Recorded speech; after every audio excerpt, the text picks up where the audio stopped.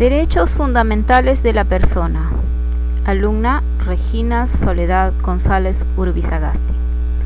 Docente Yulisa Lindaura Benavides Cabrera.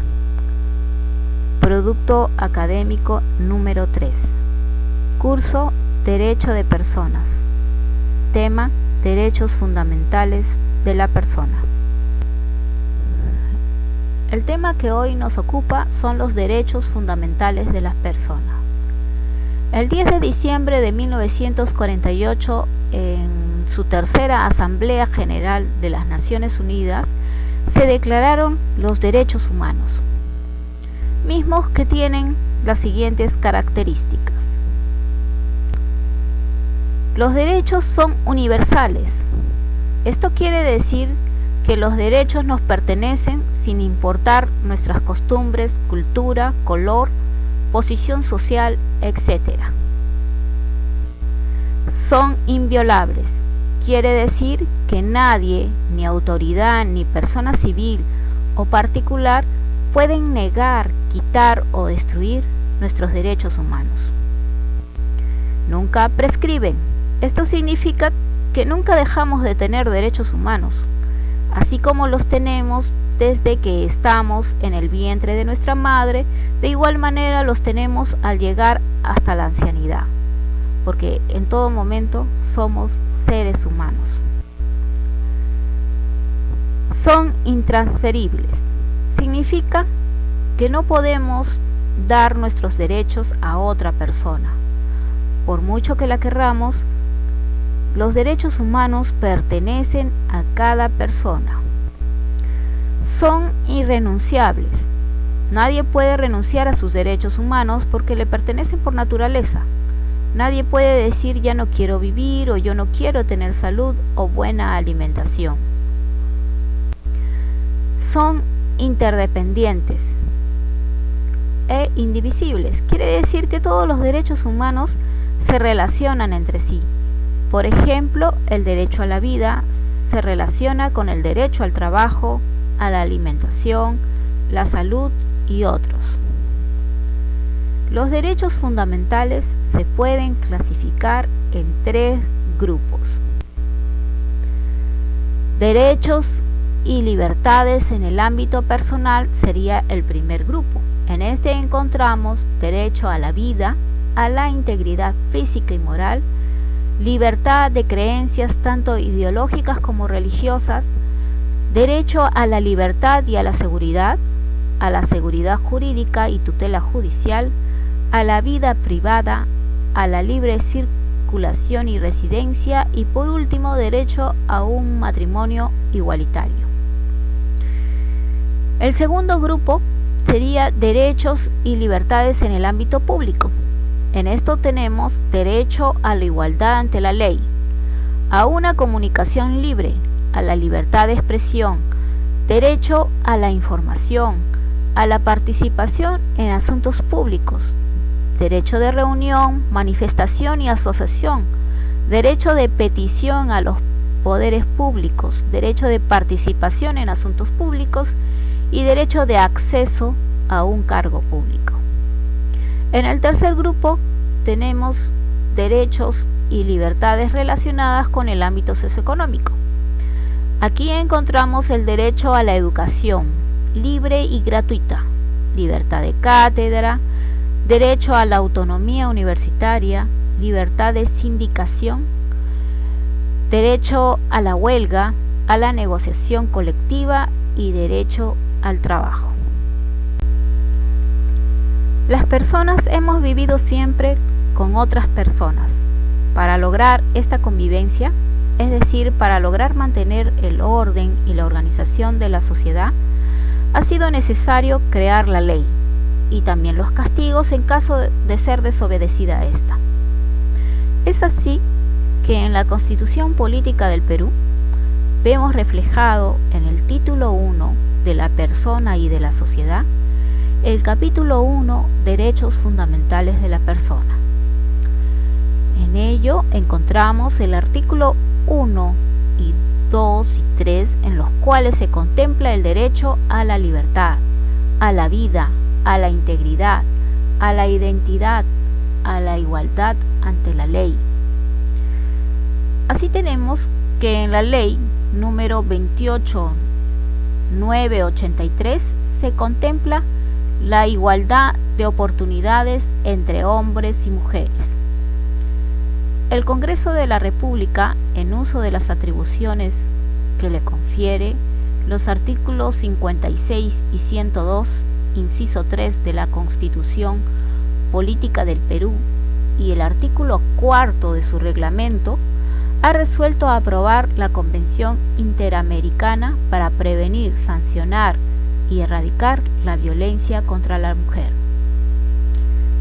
Se realizó para esto una convención en Brasil el 9 de junio de 1994. Tenemos también, entre otros derechos, el derecho a la defensa. Habíamos mencionado esto anteriormente. El inciso 14 del artículo 139 de la Constitución establece dos garantías con la siguiente normatividad. Artículo 139. Son principios y derechos de la función jurisdiccional. El principio de no ser privado del derecho de defensa ningún estado del proceso. Toda persona será informada inmediatamente y por escrito de la causa o de las razones de su detención. Tiene derecho a comunicarse personalmente con un defensor de su elección y a ser asesorada por este desde que es citado o detenido por cualquier autoridad. Por consiguiente, en este momento vamos a visualizar una entrevista que se realizó el día primero de diciembre y fue una entrevista a transeúntes sobre el conocimiento de los derechos fundamentales de la persona.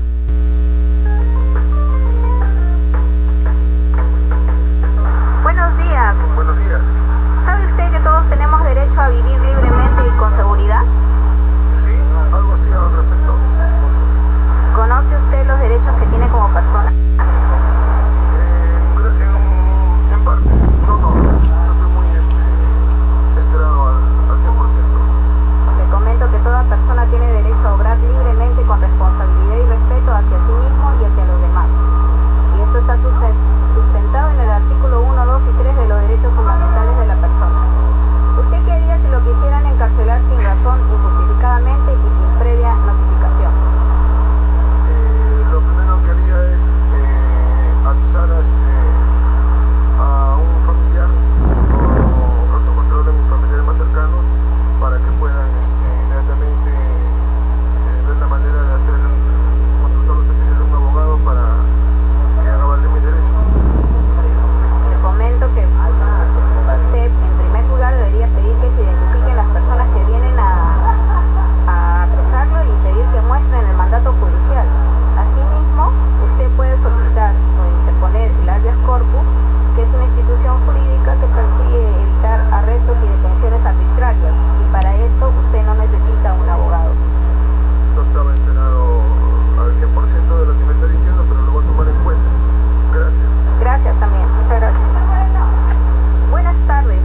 ¿Conoce usted los derechos que tiene como persona? ¿Sabe usted que todos tenemos derecho a vivir libremente y con seguridad? Creo que sí. ¿Usted qué haría si lo quisieran encarcelar sin razón e injustificadamente y sin previa notificación?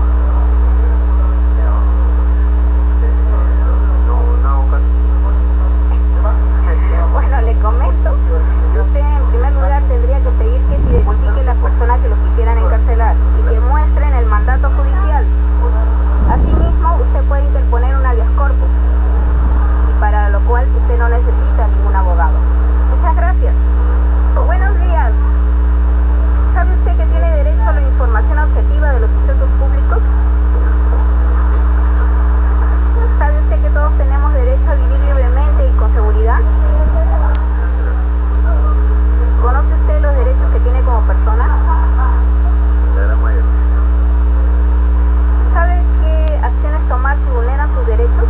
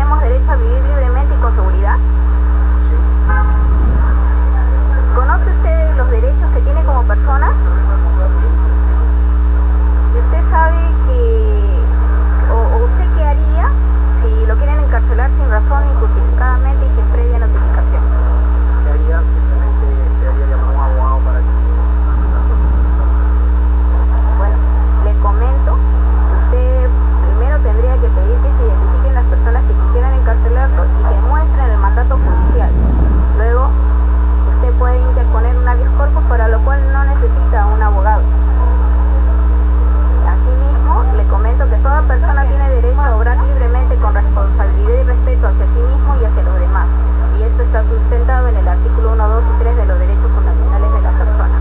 Muchas gracias. Buenos días, ¿cómo está usted? Una pregunta, ¿sabe usted qué acciones tomar si vulneran sus derechos? Bueno, lo primero que tenemos que comunicar a la autoridad y hacer uso de abogados. ¿Sabe usted si tiene usted derecho a la información objetiva de los sucesos públicos? Y obviamente, con el acceso a la información general, uno puede enterarse de las situaciones reales que puedan suceder y no dejarse sorprender por informaciones malintencionadas o de tensión. Así es, el derecho a la verdad es también un deber que incluye la libre y respetuosa expresión, asimismo el deber de no manipular la opinión pública con fines utilitarios. Muchas gracias. Okay. Finalmente pasaremos a visualizar un video en el cual se relata la vulneración de los derechos que generalmente sucede en nuestra vida particular y a los que a veces no les damos mucha importancia por falta de tiempo, no les damos solución. Sin embargo, podemos ver este caso para ver reflejado en ello quizás una solución o algo, alguna experiencia que puede aportar a nuestro día a día respecto al conocimiento que debemos tener de los derechos que tenemos como personas. Muchas gracias. Buenas noches. Procederé a contarles una experiencia referente a un caso que me sucedió en donde yo sentí que fueron vulnerados mis derechos. Hace muchos años suelo vender productos por catálogo, productos que pueden ser cosméticos y de variedad. De uno de esos catálogos de los cuales yo vendía, no dejé de venderlo varios meses, aproximadamente unos 6 meses, y extrañamente no había recibido ningún correo que me advirtiera de la pronta desactivación de mi código de consultora. Un día me llegó la notificación de deuda por un pedido que yo no había realizado. Procedí entonces a comunicarme con el gerente de ventas, la gerente de ventas y el consultor de apoyo, y ambos coincidieron en afirmarme que se trataba de un error. Después de un mes aproximadamente llegué a mi domicilio y mi hijo me preguntó si había hecho un pedido. Pues lo extraño era que yo no había llamado para advertirles de que llegaba el pedido. Procedí entonces a realizar mi queja vía telefónica y me dieron un código.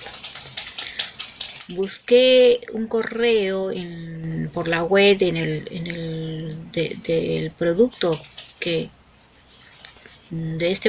de este catálogo, busqué el correo institucional y para comunicarme con el departamento de ventas, pero lamentablemente no tuve respuesta. Luego de aproximadamente 2 semanas me enviaron un formato vía email de una declaración jurada para expresar mi queja. Luego de que llené dicho formato y no recibí ninguna respuesta. Entonces, con la preocupación que tuve, hice malabares, muchas cosas, para poder acceder a la plataforma de mis pedidos, a la cual yo no podía sorprendentemente ingresar con el código la clave, el código que se me había asignado. Después de mucho hacer, pude acceder a la plataforma de pedidos, donde verifiqué que se habían hecho hasta 3 pedidos a mi nombre con mi usuario, y para ello se había cambiado la cuenta de mi correo por otra cuenta de otro correo que yo desconocía, por lo cual me era difícil entrar a mi plataforma. Pero realicé todas las capturas de pantalla posible,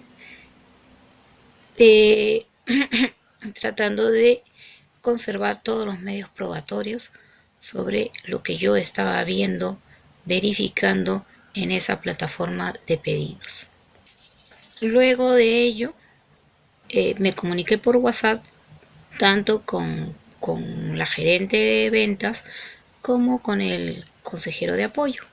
Ambos se ratificaron en que ellos estaban verificando en mi plataforma, que estaban accediendo a mi plataforma y que verificaban y que todo estaba normal, que todo estaba ok y que no había ningún problema. Entonces procedí a redactar todos estos hechos. Con esta base armé una carta notarial a la que adjunté los medios probatorios exigiendo la inhabilitación de mi código de consultora y la devolución de los documentos de garantía presentados en la inscripción cuando yo me inscribí para vender estos productos. El resultado fue positivo. Me pidieron disculpas del caso, me exoneraron de toda deuda y nunca pasaron a recoger el pedido que llegó a mi domicilio. Todo esto, claro, gracias a que presenté esa carta notarial, porque con la declaración jurada que me habían solicitado, yo no había recibido ninguna respuesta. Gracias.